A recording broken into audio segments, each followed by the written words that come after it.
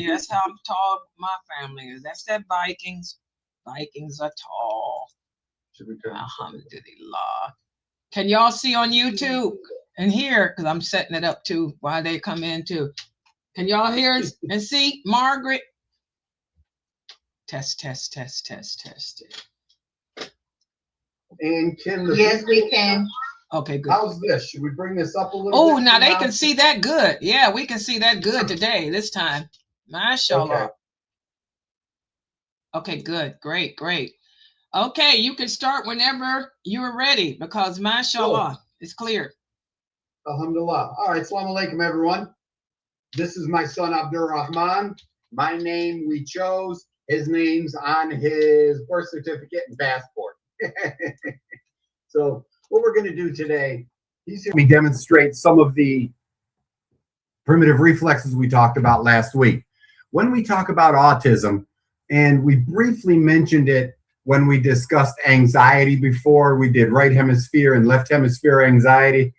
I'm going to start today with one of the, actually, alhamdulillah, I should start with, these are two beautiful verses that you should understand if you know autistic kids and adults, if you see, it comes in my feed all the time because I look at other doctors and I look at the work and my Instagram is flooded with brothers and sisters worried about struggling, what du'as to make, what should they, and these are two beautiful verses. You've got Surah Al-Mulk, I know, 67 verse 14. How could he that created not know his own creation when he alone is the most subtle and the all-aware? Understand, everything here Allah is aware of, and everything here is for a reason. Whether they're horrible people trying to destroy the Levant, or whether it's you and I dealing with kids or neighbors or work or anything, Allah has a reason for all of it. And we should avoid, and this is one of my favorite verses in the sense that I remind myself that when I get bummed or panicked, man, how Allah knows all this stuff. It's there for a reason. And I remind myself, and when I deal with the autistic patients, kids and adults, Allah knows this stuff. It's all there for a reason. And then Surah Sad 38, verse 27, we have not created the heavens and the earth and everything in between without a purpose, as disbelievers think. Believers are all this, why this and why that, and there's a purpose. Allah is all-knowing. We can't question that knowledge because we don't know it. So this is really important to me also. We have not created the heavens and the earth and everything in between without purpose, as disbelievers would think. So woe to the disbelievers because of the fire. So we don't want to fall in that category. And in moments of weakness, we probably all do. Not so much disbelievers because we're still La ilaha illallah, Muhammad or Rasulullah. But the idea is we don't want to question Allah's motivation. And, that panic or the super grief and all that stuff. We try to avoid that. And these two verses really drive it home for me when I'm dealing with autistic parents and they wonder this fault and that fault. My Muslim patients I can talk to, and we've got Quranic verses we can relate to. My non-Muslim patients, it's not your fault. It's all over the place. It's part of a bigger plan. I'll even say that, and then they may weigh in with a religious perspective, and Allah knows best. So those are two really, really good verses to think about when we're talking about autism. What I'd like to do now is remind everyone how important these primitive reflexes are. One of the key phrases I always use all the time is, if you have primitive reflexes, then you've got an immature brain stem, right? Remember I said all those reflexes, some of them are gone at 3 months, some as late as 12 months. If you still have primitive reflexes and you're older than 12 months, which is hopefully most of us, right? If you're that old, then primitive reflexes indicate immature brainstem, immature brain, immature us. Okay, so it's immature brain stem, immature brain.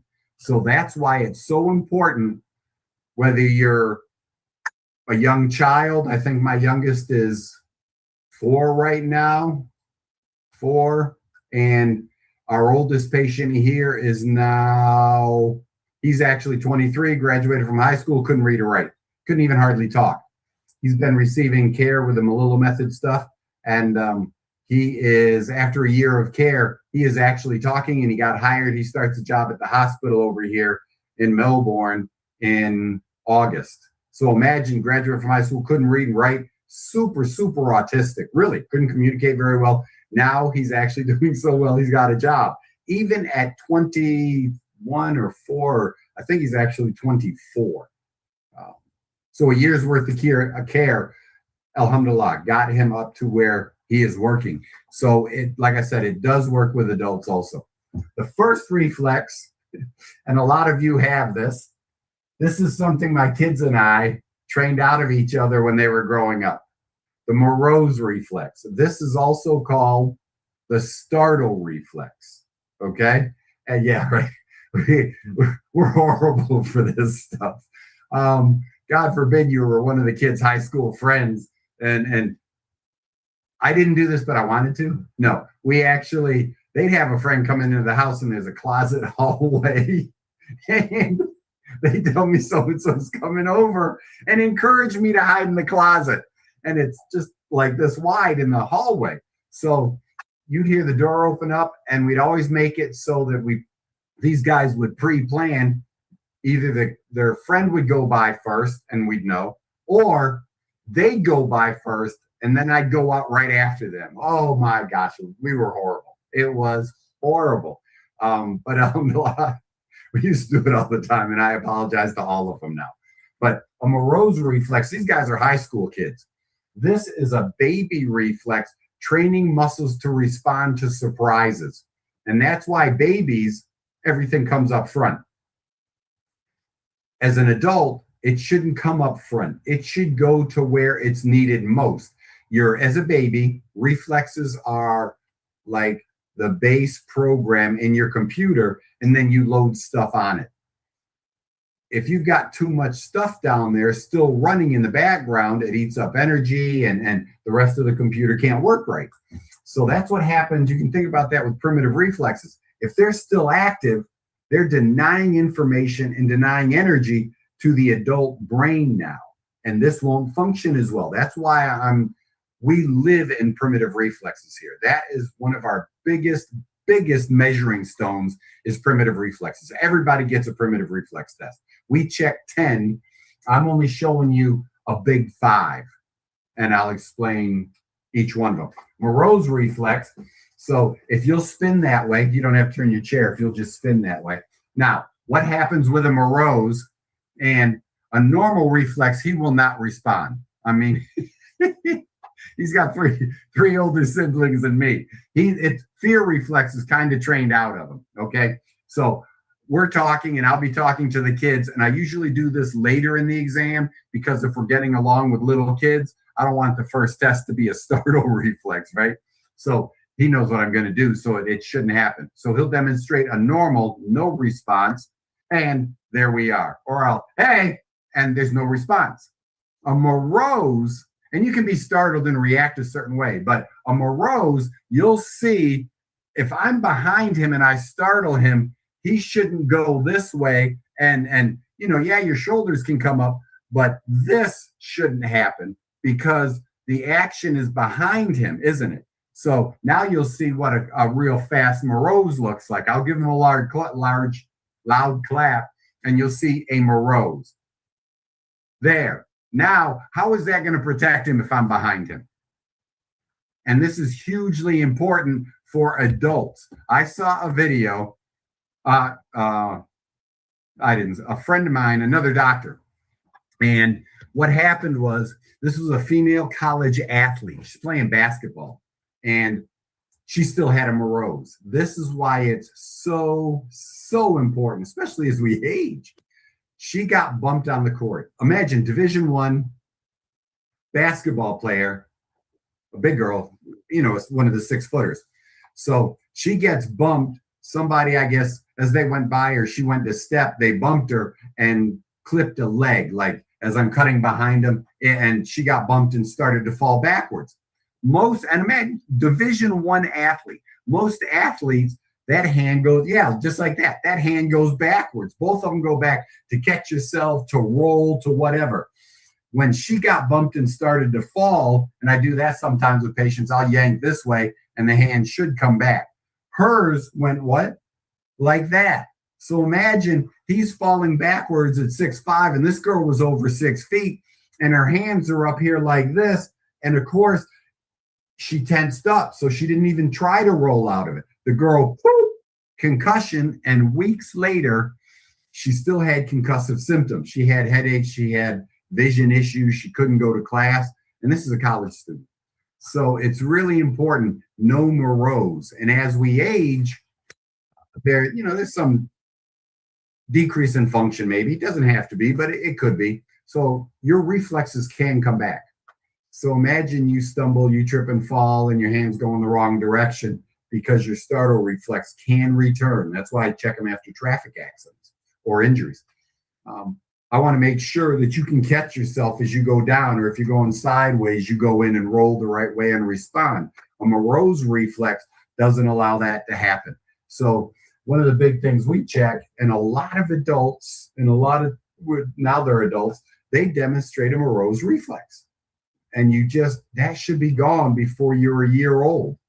The next one I want to talk about is the ATNR. And we'll stand up for that. That is called the asymmetric, meaning one side or the other, tonic tension neck reflex. Okay? So we'll stand right here, and thank you. If you'll face, you can face straight ahead. You can't see me, but I'm still here, okay? You'll see my hands. Now, the patient, my son will hold his hands out in front of him. A normal ATNR, this just feels weird. I'm trying to a normal ATNR, his arms will stay straight right in front of him. When I turn his head, and he can close his eyes, that way there's no cheating, he doesn't know what he's doing, and you see those hands stay. Arms down, eyes open. This is hugely important because they should stay out front. You should be able to turn your head without your body responding every time. And we'll talk about why as an adult also. Now, here's an abnormal ATNR. What you'll see, go ahead and close your eyes, is when I turn his head, both arms follow, and there's a 4. We graded 0 to 4, and there's a 2. Now, imagine you got a partial ATNR. And when I turn his head this way, this arm will bend. So we go like this. You see that? And when I go the other way, the other arm bends and they drag. You can relax for a sec. Imagine you're a car driver, and we've got a road here that crosses over the highway, and that exit has a no turn on red sign at the light. People forget you can't turn on red there all the time. And every time I cross that bridge, I think about this reflex. Because imagine he's driving, he turns his head to the right, and he turns right into traffic. Back to normal, ATNR, and imagine he's got a 4, and that arm comes literally. That's an ATNR in an adult. You can have a seat, thanks. That's an ATNR, asymmetric tonic neck reflex. And it's hugely important because even as an adult, if we have that, it's going to affect every time we turn our heads, we'll drift even more than we should. It's normal to steer towards what you're looking at. That's why they say move your eyes and not your head. But the idea is, imagine how much more exaggerated it is with an ATNR. And then I have patients that have chronic neck complaints, and not only is it, as a chiropractor, a subluxation or a vertebra out of place, but it can also be, imagine an ATNR is there also. So they'll get radiating pain and tension, right? Asymmetric tonic neck, meaning tight muscle, tight movement, and all that tension is pulling, and then they end up getting muscular contractions, spasms, and muscular pain on that side. And then if you're irritating the nerves, you've got radiating pain out there too, all from an asymmetric tonic neck reflex. And that doesn't, there's other things that interferes with your vestibular system because your head hasn't separated from your body because of that reflex. It's a nightmare. Then there's also one, the same test that we do kneeling down, and we'll do that on the chairs also. You go ahead and kneel and I'll set the computer.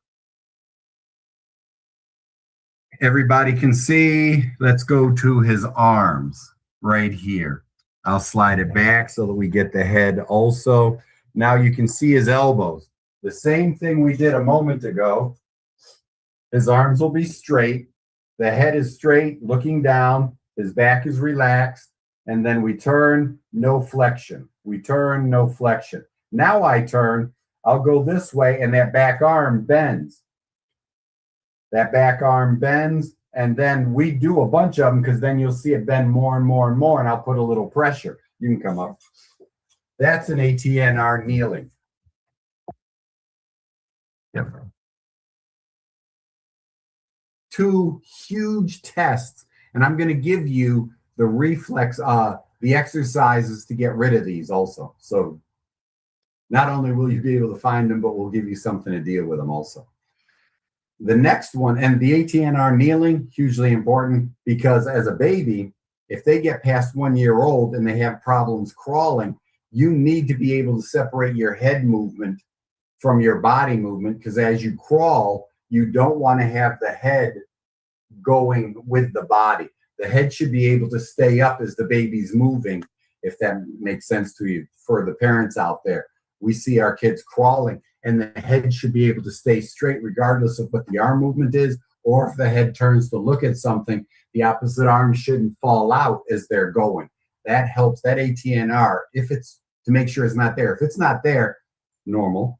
If it's not there, that allows a separation of head movement from body movement, and it allows a freer movement and better growth. Huge, huge, huge important reflex. Now, the next one we're going to do is the spinal galant. This is huge for parents. One of the things we ask is how late the child wet the bed and how late they were potty trained. If the baby, if your young child, or even as adults, if you're still wetting the bed, I'm sorry to hear that, you might have a spinal galant. And this is a test to do on your kids. They should have been diaper trained and potty trained as they get a little bit older, right? Anything over past about 1 year to 2 years, going into no later than 2 years, unless there's something else going on, right? If you have a snapshot or a screenshot of last week's poster, that's got the milestones on it, and you can see bedwetting. I don't remember the exact month, but it should be on there. Now what we're going to do is we're going to look at the spinal galant real quick. And he'll do the same kneeling. I'll set you up over here. And I will typically use the back of a paintbrush. In this case, I'm just going to use the back of a pen, okay? Now, what we do is I'm going to pull the shirt up. And then from the rib cage, a normal is no movement. You're going to do 4, 1 on one side of the spine, 2, 3, 1, 1, 2, 2, 3, 3, 4, 4. You can ask if the patient is excessively ticklish because that may be part of it. But you can see there's no, this is a reflex. So if I see any quiver back here, I know there's probably, and I'll sit on it for a second or two. Rather than just doing 4 or 10, I might do more to see. But what you're going to do is come from the bottom of the rib cage, the last rib, and you're going to start right next to the spine. And I'm on the left of the spine. There's 1, then the right of the spine, 1, left, and I work my way gradually out. Now here you'll see if he's got a spinal galant, when I stroke down, you'll see the whole body tense up and twist that way and the other way. Ready? And we'll do 1, and the hips, see, he doesn't have a reflex. The hips actually buckle in, everything. He caves in on this side. The whole thing buckles in. Yeah, like that. Ready? This is what an abnormal looks like. 1, there. And then the other way. He buckles that way. And then this way. And the more I do it, the more twitch you get. Go ahead. You can sit up.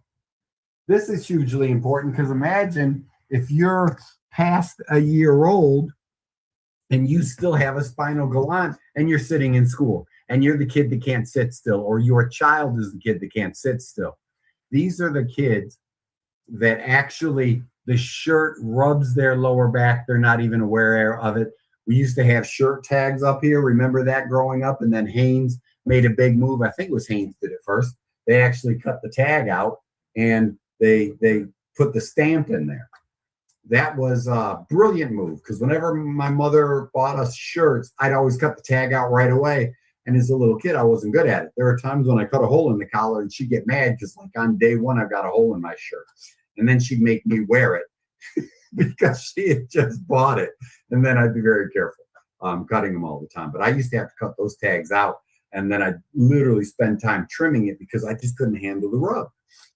And that could indicate, like in my case, as I've talked about before, I'll wear the watch my kids gave me because I tend to be hypertactile. And this really stimulates, the left side stimulates the right hemisphere. And then you'll see me, I've talked about it before, I'll wear jewelry on those little what do you call the things, those stretchy things? Beads. I'll wear the beads or an old ring to stimulate the left hemisphere. So that stuff really works, especially for people that tend to be a little hypertactile. But imagine it disrupts you in class. That back of your shirt killing you as a 6-year-old. You're the fidgety kid. They put you in the back. It's just not fair. And it's literally just the spinal galant. The reason Allah blessed us with a spinal galant, one of them, is that during the birth process, if you have a normal, it helps you wiggle and fidget as you bump through the womb as you get closer and closer to the birth process. It helps the baby fidget around and get down into the right position for birth, for delivery. And then as the baby comes out through the pelvis and its back from literally from the top down rubs the pelvis of the mother, it squirms a little bit and it squirms a little bit more, and the baby even assists to come out. That's just about the coolest reflex, as long as it goes away literally almost right away. It's gone early. So that's what the spinal galant is there for. It's really, really, really, really cool. But if it carries over into school, into adulthood, imagine you're the fidgety, you just can't sit still. It could, now you've got lower back pain in adults because that stuff is spastic and overly sensitive. It's been going on for 10, 20, 30, 40, 50 years.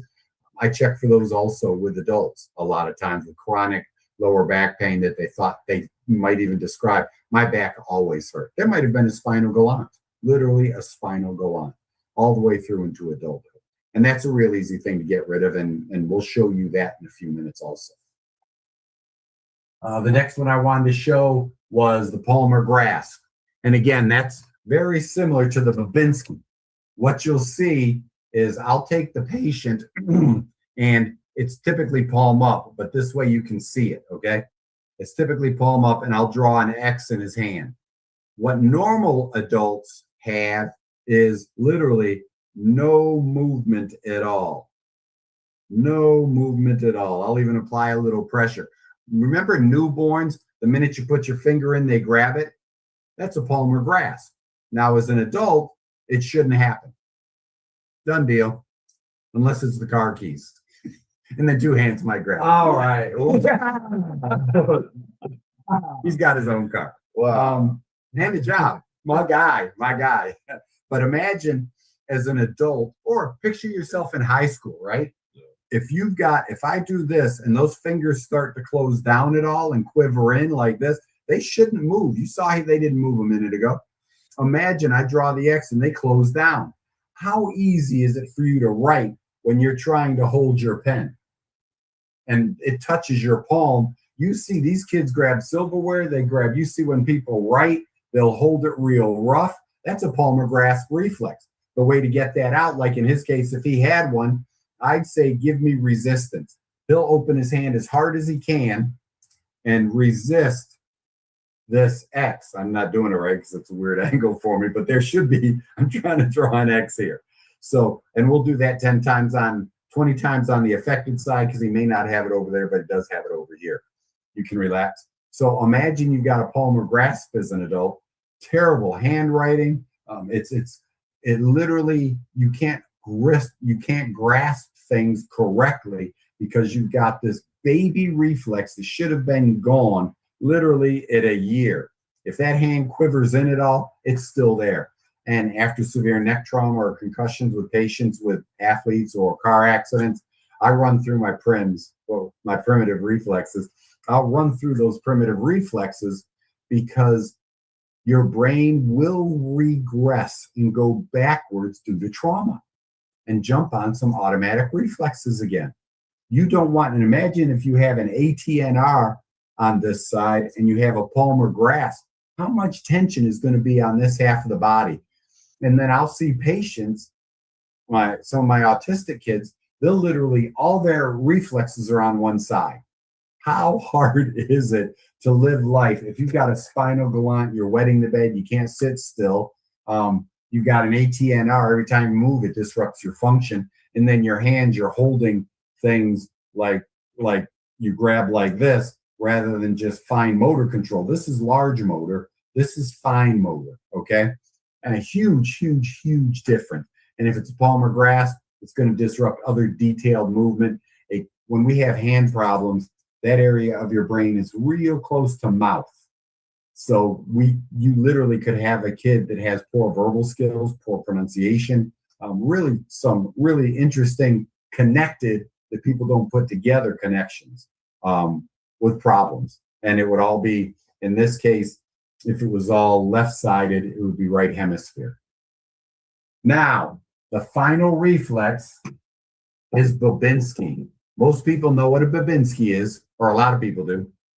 We're going to check the Babinski. That is a palmar foot reflex, if I can say it that way. Which foot would you like? Don't let it scare you. We pulled all the teeth out of this monster. I mean, this is Bigfoot, isn't it? Don't say anything, but this is a Bigfoot. Anyway, look, it's big as my head. Just get on with it. The Babinski, the normal foot, you'll see when I rub up the side of his foot, at first he may try to get away, but as I do it, these toes will come down. That's a normal adult response, okay? So, and he'll even exaggerate it so that you can see it. I'll bring his foot out this way a little bit so that you can see the angle of the toes. Now, I'll come up the lateral side of the foot. His toes grab down even more. I know, he just about kill him. Just about kill him. So go ahead and you see the whole foot pulls away, but his toes don't flare up. So then you, like I said, we talk about being ticklish. So go ahead and pretend to grab. As I come up there, come up there, come up, he's grabbing. Yeah. But imagine a Babinski. It's hard to show just the big toe, but you literally see some people just the big toe comes up. So try to flick just the big toe, or you can do all your toes away. Yeah, there you go. See that? Now, he wants to grab, but a Babinski is when I drag. It's not the whole foot. It's just the toes will flare away like a newborn baby. But that goes, I think, in less than 6 months. So you check the baby, normal reflexes, they flare away. But as an adult, he grabs, and there you go, like that. And that's normal. Babinski is this way, okay? Huge problem there. And what was the question you asked me earlier? Oh, with that. Posture. Lower back and posture. Could that be related to a Babinski? And I said yes. Well, we talked about both the Babinski and the spinal galant. If you are getting weird messages and your muscles are pulling wrong, it could cause the pelvic tilt. If your feet are off, think about how important the Babinski is. If this was a foot, and here's the big toe, as I walk, imagine as my foot strokes the ground, even in sneakers, when your foot touches the ground, if you got a Babinski, your toes don't want to grab. They do this. Let's go over here that way. Yeah, there you go. If you're in shoes or bare feet and this strokes the soft socks or comfortable shoes, whatever, you could actually be getting a little bit of a Babinski that you're not aware of if you got that reflex. What kind of coordination problems are you going to have if you get a Babinski's stroking up the outside of your foot? We used to go across, up the side and across. Research is now showing that if it's just this part, that's all you need to see.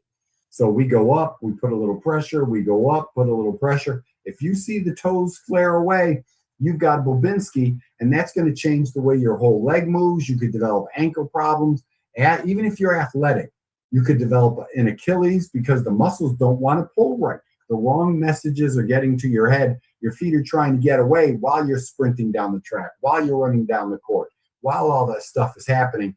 And if the muscles have been pulling wrong all the way up your leg into your hip, lower back problems, hip, knee, and ankle problems. If you have a Babinski and it's not corrected, it's all the way up. And what we do, oh, I left the ball. I'll be right back. Go ahead and talk to him for a second. I'm just going to grab the ball. Oh.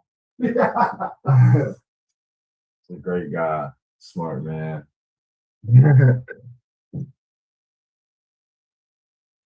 It's literally just a normal day in the house. I don't know how else. What? It's just a normal day.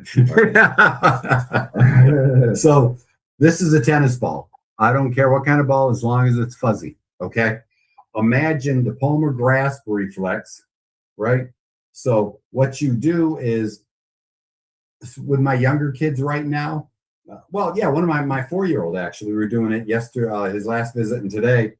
We've been activating this. It's almost completely gone. So what we did was now we're trying to teach him when it hits his hand to squeeze and relax. And especially if it's fuzzy, we want to squeeze and relax, because if you've got a palmar grasp, that's an abnormal stimulation.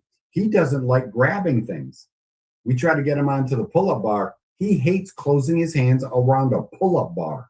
When we try to lift him by holding onto our fingers, he doesn't grasp well because it's still a little too sensitive. So today he was resistant a little bit. So I literally helped him. Dad got him going, and after about 2 squeezes, we tried to get it to 10. After 2 or 3, he stopped. So then Dad's encouraging him, and we're counting out loud, and he's counting. As a 4-year-old, we're trying to teach him to speak also better or more. So we're literally getting him to count out loud with us. So he did 1, and then he did 2, and then he stopped. So then I grabbed it, and then I'm doing like this while all of us are counting, and he's counting 2, although he's not squeezing. So then I started helping him, and 4 and 5, and then all of a sudden he started squeezing again. 6, 7, 8, 9, 10. And it's really cool. That fuzzy is more than just a rubber ball is good. We have those here too, but we really like the fuzzy ball. Okay, this is like everything in terms of the hand. All right. Now what we'll do, we use the same thing with a Babinski. Yeah, so what we'll do, he'll bring his foot up. You can set it right here and pretend what you'll see is he'll pretend he's rolling on the floor. He'll go roll down, pull it down, pull your leg down. The ball rolls up his leg, and then when it gets to the top, he squeezes with his toes. Then he relaxes and walks his foot back up, okay? And then he rolls down like this, squeeze, and then back up. And then down, and squeeze and back up. And then you can also train, I'm sorry, I was doing over here so you could see me. It should be middle or lateral foot, okay? So you can keep your leg right there. So what happens is he's rolling. When the ball rolls up, he squeezes and back down. And then he squeezes and back down. And he's literally going, he's literally going back and forth and back and forth. And if you have a reflex on one side and not the other, you do both sides. It's 10 on the good side, 20 on the bad side. And we'll recommend that in sets of 10 is what Dr. Malillo started, and that's what we do. Sometimes we do even more, but we'll try to get 3 sets of 10 out of that session. And we'll get 3 sets of 20 out of the bad foot or the bad hand. Now, the spinal galant is a really cool. Let's do the Moros first because we're seated already. So what we'll do is, this is the Moreau reflex. Bring your chair this way and face me. That way they can see better. And if you remember this one, I'll talk him through it anyway. But what he's going to do is, as much as he can, the first part of this, and then we go all the way up to 10 different parts to the exercise. What he'll do is he'll literally, in a chair or a couch, he'll tuck everything up and cross right over left first. And right leg over left, and right hand over left, and then tuck your head. Everything's crunched. Okay, there you go. And I'll move out of his way. As he goes, he extends what we call all the way open, arms over his head and his head back. And that's what we call the starfish, the 5-pointed starfish in the ocean star. Then he tucks up. Now it's left over right and open up. And then back, right over left. And then left over right and right over left and left over right and right over left. And you'll do 10 of those. And then what happens here, you can also really cool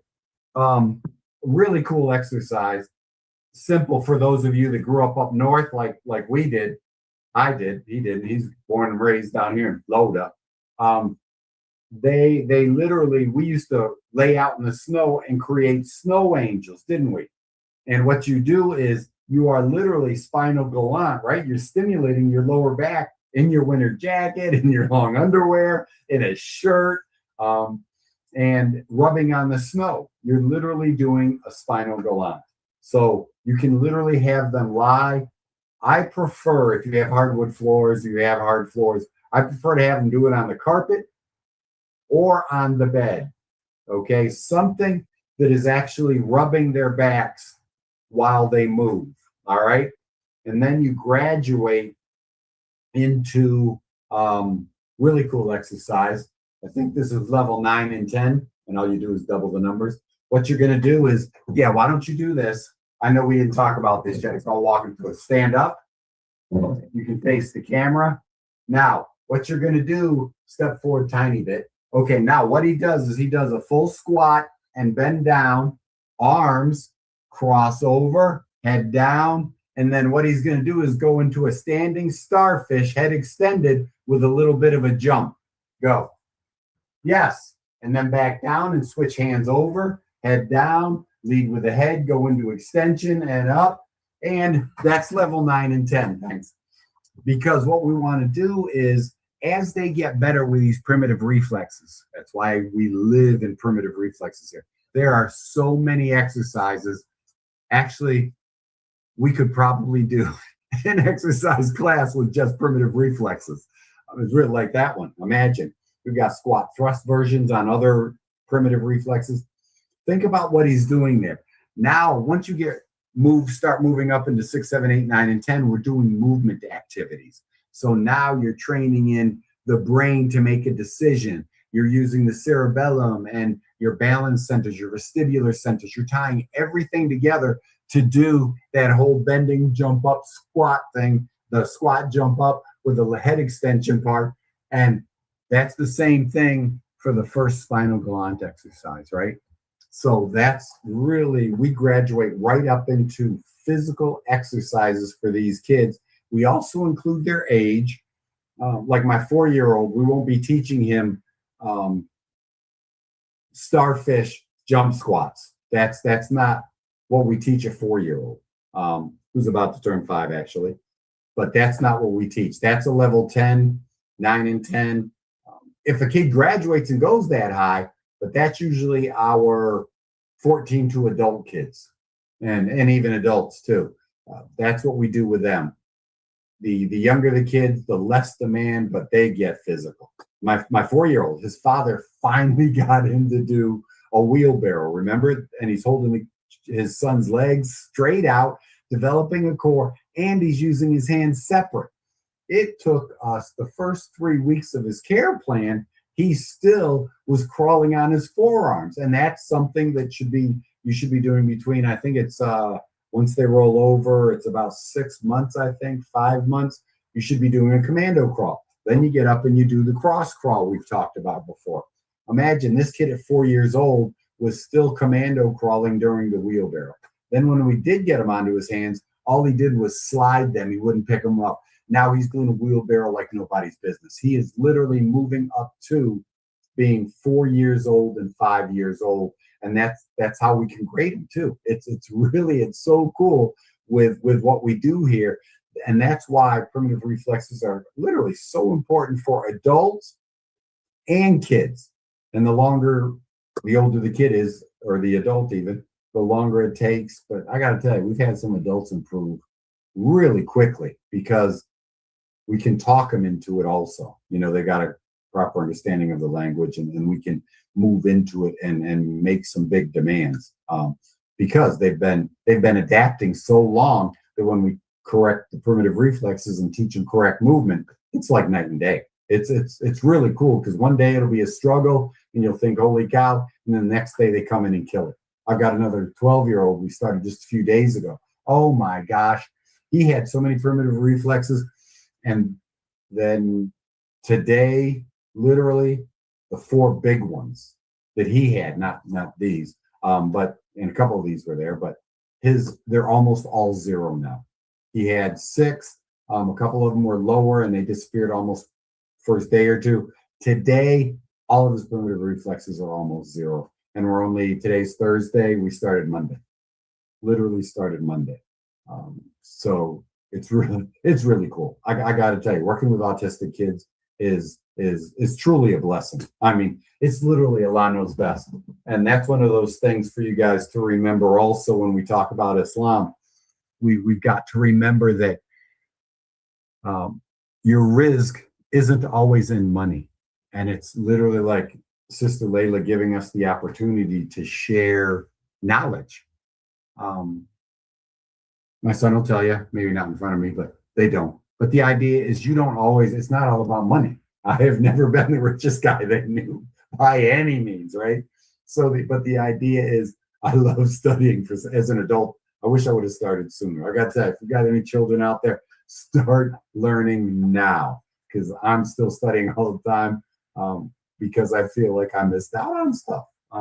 Whether it's our religion, not coming to it till I was 35, or getting into this brain stuff in my 30s, 40s, 50s, and 60s. It's literally start now. Grab an interest, even if the interest changes. Learn as much as you can. My guy here, this is my AC guy. I didn't think I was going to have kids that fix things with their hands. I've got his older brother who's a mechanic with gigantic cranes and big machines who wanted to be a model, right? I mean, and these guys are great athletes and this, that. Now he's making more money than I do. This one's doing really well up here working with their hands. And it's really cool. That comes right back into, imagine if these kids had primitive reflexes and they couldn't get into and do correctly what they need to do because both of them work with their hands, both of them work with tools. This one with the wiring and that fine motor skill, and if he's got a palmar grasp reflex, he's not wiring your house correctly with that AC unit. But you saw the kid doesn't have, and it's really good. Even ticklish, he didn't show in the Babinski ticklish. He wanted to pull his whole foot away, but not just the toes. So it's really important, these little things. And like I said, we check for 10. These reflexes are so important, and they are the foundation. And remember, we've talked about hemisphericity, whether you're right or left. It's really important that these foundational primitive reflexes that live in your brainstem and should be gone at 12 months, if they're still there at 12 years, at 4 years, at 30 years, then you've got a huge brain interference from the time they came back as an adult or if they never left. Your brain, immature brain stem because of the primitive reflexes, then immature brain because of the primitive reflexes. It's literally, primitive reflexes are hugely important. And these 4, and I showed you, go back into the video, you see the exercises. The spinal gland is a favorite of mine in the sense that you can make snow angels, you can do jumping jacks. You can also have people stroke along the spine on both sides, That's hugely important. The palmar grasp, you're rubbing here, then you're rubbing with a ball, the Babinski, you're rubbing, and you can see my foot's a lot smaller. You're rubbing along the outside of the foot, then you're rolling a ball over it and stuff. We talked about Moreau's and the starfish, and that's use your head full extension. You go right into that, then you exchange, crossing over one arm and leg, and then the other arm and leg. Babinski, palmar grasp, spinal galant, ATNR. I didn't show that one. Sorry, I forgot. What we do there is you do the test. They can do it standing. They put their hands palms up against the wall. I'm so glad we looked again. I completely didn't give you the exercise. Palms on the wall, elbows straight, and you turn the head standing. And hands and knees, you also turn the head. And there's a real cool exercise called the lizard exercise. And we'll show you that one. He's going to stand up. You can do this lying down. When you first learn it, you do it lying on your back. I'll stand behind him because I'm going to give him a little balance. Pretend he's lying on his back. And the basic one is literally, remember, when you turn the head, pretend both hands are extended. Pretend he's lying on the floor. And when he looks that way, this elbow will come down. Yes, that's lying on your back. And then when he looks the other way, I got you. You can lean in. There you go. Yes, that's a ATNR lying down. If they can't quite figure out the arm thing, what you'll do is bend this leg as the head goes that way. This arm can fall straight sideways. This is step one for really young kids or people that don't follow directions, or they just don't get it. Just drop the arm. And then eventually phase two would be elbow touching. Does that make sense? And that's a lizard. You look away, the opposite side bends, knee to elbow. And the other side extends. You can sit down. What we do with that really cool exercise is think about what happens. The reason it's there as a baby is babies should be lying on their back, right? If I'm lying on my back and I see something I want over there as a baby, and you know it, adults that have had kids, all of mine, they look and that whole body gets into it when they're little and they start to roll over. You'll see, inshallah, you'll see the babies will literally extend that whole side trying to get over there. They don't know how to, like, the reflex, everything goes to the mouth, everything. You see babies playing with stuff and everything, and and the feet and all that stuff. Well, eventually they start realizing there's other stuff they want. And they'll extend like, yeah, man, I'm going to figure this out. And what happens is as they're looking, this side contracts and that helps them roll over. The ATNR should be there early on to teach them, help them to roll over. And you can also help them a little bit by have them look over here and play with something. And then as they're looking, the adult will roll the hips. It's called the amphibian roll, or you can roll the shoulders. Don't roll them both at the same time and allow one to pull it over, or allow the hips to pull it over. That's called an amphibian roll. And then we can say the shoulder is a modified amphibian roll. But that's really cool too. And you just tuck the leg up. This would be the amphibian. You tuck the leg up, and while they're looking, they want to go over that way, you roll their hips that way from the behind and the knee. And then also with the shoulder, you just take the whole arm very gently and get them to go this way. And you can see how that ATNR is involved. And that's the ATNR, and it helps them learn how to go from being on their backs to actually rolling to get somewhere. And eventually they learn to roll, amphibian crawl, then they learn cross crawl, and in both cases, amphibian or cross crawl. They're holding their heads up, starting to train in good posture, strengthen their back muscles. That prepares them to stand up, and then they shimmy along furniture. Then they let go and they start walking real awkward. Then they start walking, and imagine now their head is separate, no ATNR, no Babinski, no palmar grasp, everything's working. And that's the gradual process of growth. If something gets stuck in there, things don't separate and move the way they're supposed to, we've got a problem. spinal galantin bedwetting, spinal galantin lower back pain, ATR neck, shoulder, and arm pain, right? The Babinski, oh my gosh, ankle, knee, hip, lower back problems, and Moreau, startle reflex, usually right hemisphere anxiety. We've talked about anxiety before, right and left hemispheres. Suppose it could even be spinal galantin. You could have left hemisphere anxiety because of that constant sympathetic fear dominance, okay? And then, of course, the palmar grasp. You can't hold on to anything, muscle movement, awkward, horrible spelling. At the same time, you don't control things real well. Clumsy with your hands. Oh, she always drops. He always drops stuff. Always bumping stuff because you can't control stuff. And horrible writing and horrible fine motor skills. Do you have any questions? Alhamdulillah, that's all for today.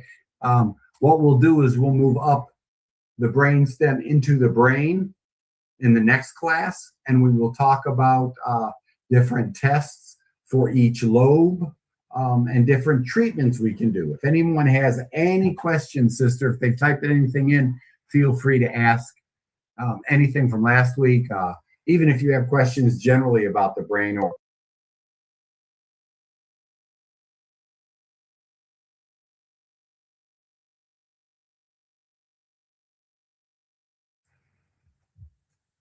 oh, how'd I mute that? That was a you. Oh, okay. I would like you, when it comes to autism, purchase the book Disconnected Kids by Dr. Melillo. Okay, Robert Melillo and his book about disconnected kids. You'll see a lot of what I said tonight might be in there, should be in there, and he covers a lot of stuff. Not only the testing, the whole hemispheric stuff, the treatments, the exercises that I showed, and more. Lots more. If you have any questions, seriously, feel free to ask right now, inshallah.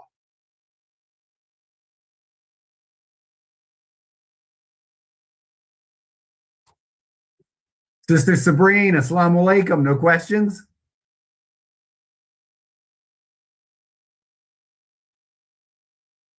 Can you, Assalamualaikum. Can you type on the chat the Okay. Yes, that allowed today. I was able to see.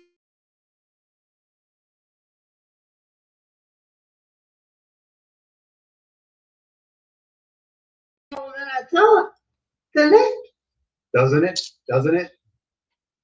Yeah, it's huge. When you talk about the brainstem being at the top of your neck, a lot of people don't realize, as a side note to the neck, your eyeballs, the eye muscles around your eye.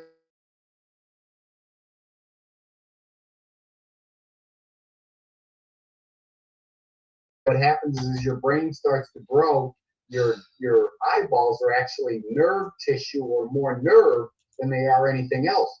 And what happens is that area pulls away, those eyeball muscles tear off the neck muscles in that area. Real cool. So when you hear something or see something, your eyes and your neck respond together. So think about that neck stuff. If you've got a neck problem, I mean, you hear something or something flashes into your vision over here, your eyes want to get, your head wants to get your eyes there as fast as you can to make sure you're safe.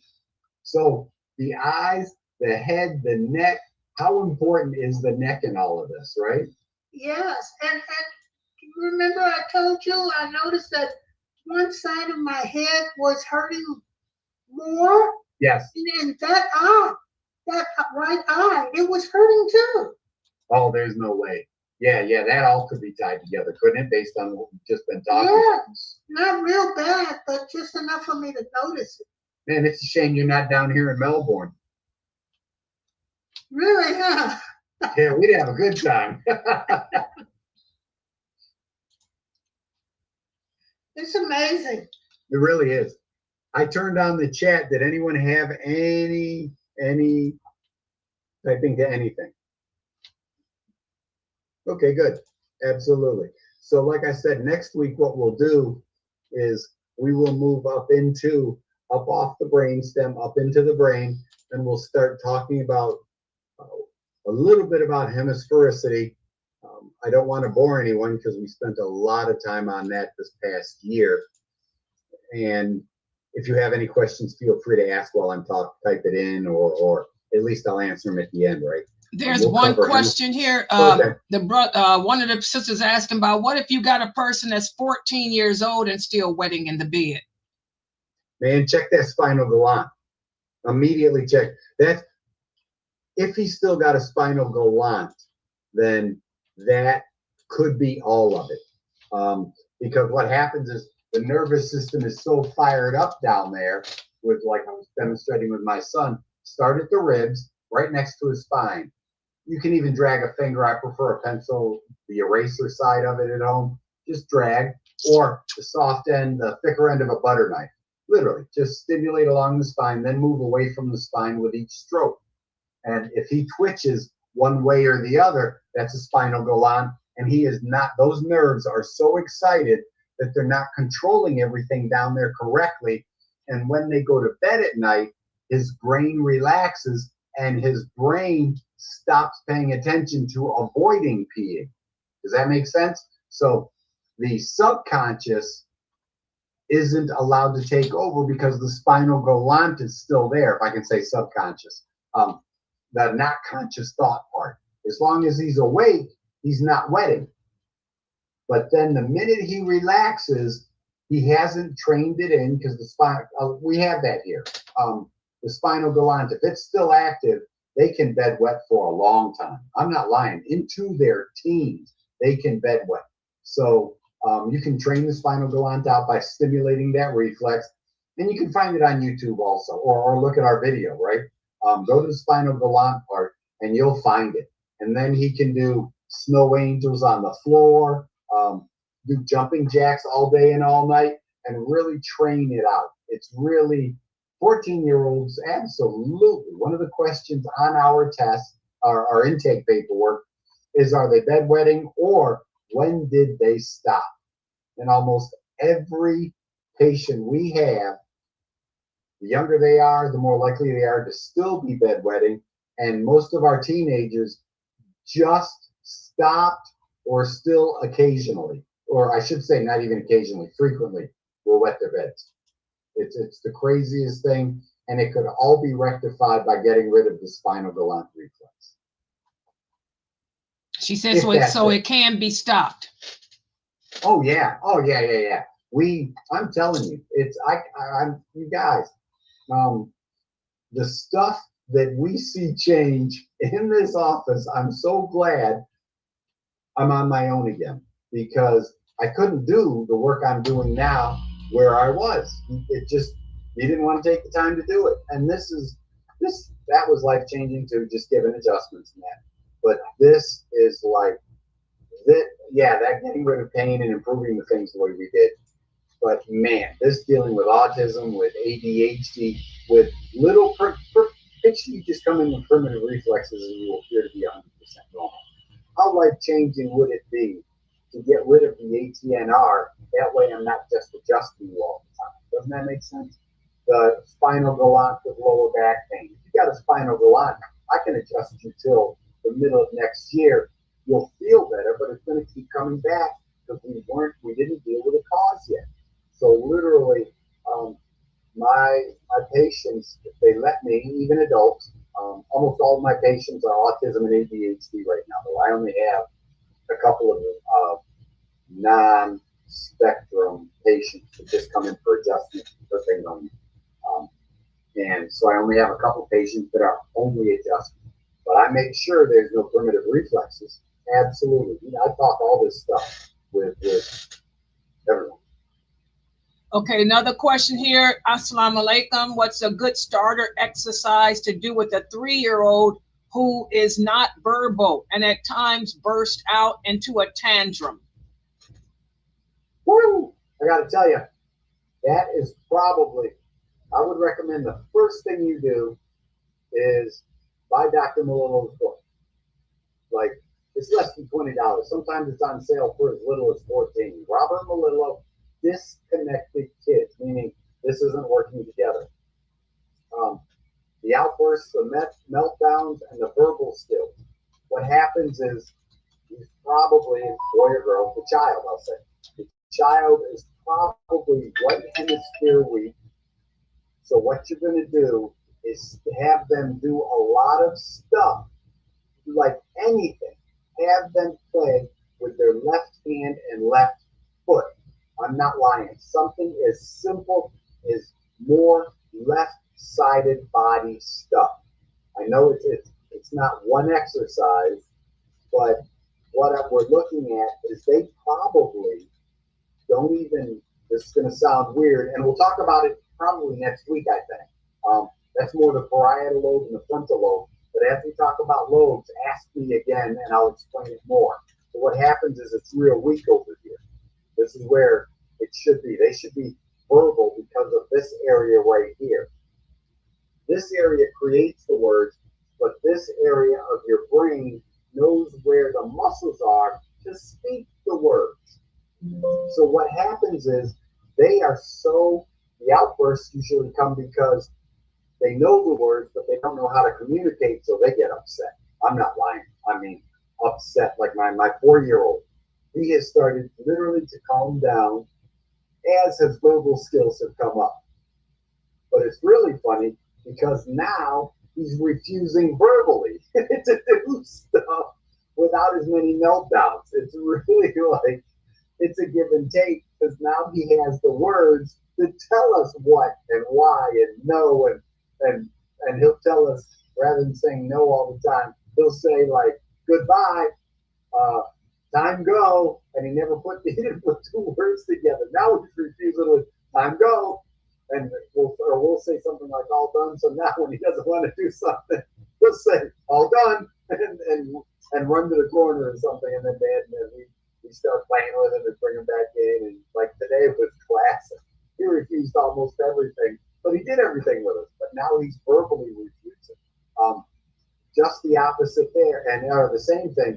That opposite hemisphere. You may have speech over here, but the thing is, you've got to recognize what that part of the body is on this side. So this whole left, right? You guys remember that have been with me for a little bit here with us. Stimulate this whole left side. You can literally talk to him all the time. You can play catch and encourage him to do catch with this hand. Tell him you could try to teach him to throw with that hand. Tell him to hop on one leg, take turns with the other leg, hop on both legs, and hop on one, then the other. But do more on the left side than the right side. And when you talk, you can even talk in the left ear because that crosses over. And then he'll want to turn his head or at least look at you from his vision from this left side. And the left lateral and the left medial here, the right eye, that vision crosses to the right hemisphere. So if you can engage from this side, this guy I'm a little confused with. So I talked to, okay, he started my jokes. It's literally, if he's having problems with verbal and he's having meltdowns, you've got to strengthen that right hemisphere. Absolutely right hemisphere. So engage the left side of his body all you can. Engage the left side all you can. If you let him listen to stuff, give him one headphone, one earphone, whatever it is, and engage this left side of the body. Stay right there. Does that give you any ideas? Does that answer the question?